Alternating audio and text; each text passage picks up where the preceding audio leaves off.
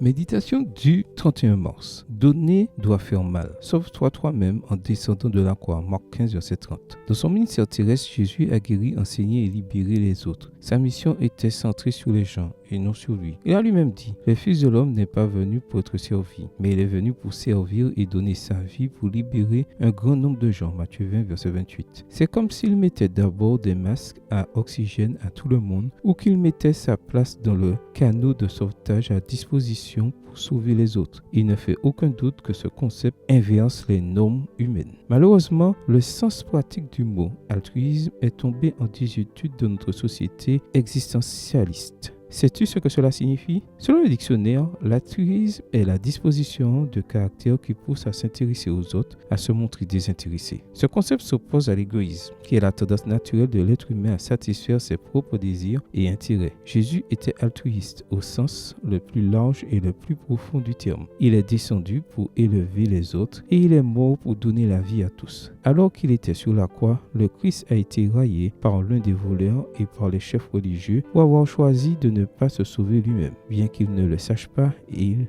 exprimaient alors une profonde vérité. Dans le Commentario Biblico Adventista, commentaire biblique adventiste, nous trouvons cette déclaration. C'est précisément parce que Jésus ne voulait pas se sauver lui-même à ce moment-là qu'il pouvait sauver les autres. Volume 5, page 593. C'était la démonstration suprême de son amour qui se sacrifie. Dans la Bible, donner est le verbe de la grâce et de l'amour. C'est un don offert à ceux qui n'ont rien et qui ne méritent rien. Et comme le Christ a donné sa vie pour nous, nous devons vivre pour les autres. Voir 1 Jean 3, verset 16. Toutefois, nous ne devons pas le faire pour être applaudi ou pour recevoir quelque chose en retour. L'homme d'affaires chrétien Hergé Le Tourneau avait l'habitude de dire « Si vous donnez pour le profit, vous perdrez ». Mère Teresa, icône de la générosité au XXe siècle, a dit un jour « L'amour commence à la maison. Un amour, pour être vrai, doit faire mal. Il ne suffit pas de donner, il faut que ce que l'on donne nous coûte quelque chose. » Comment traites-tu les personnes qui t'entourent? Quel est le but de ta vie? Aimer ou être aimé? Si aujourd'hui quelqu'un te demande de descendre de ta croix, ne cède pas. Vis pour les autres, même si cela te fait souffrir. Sache que c'est toi qui en bénéficieras le plus. Amen.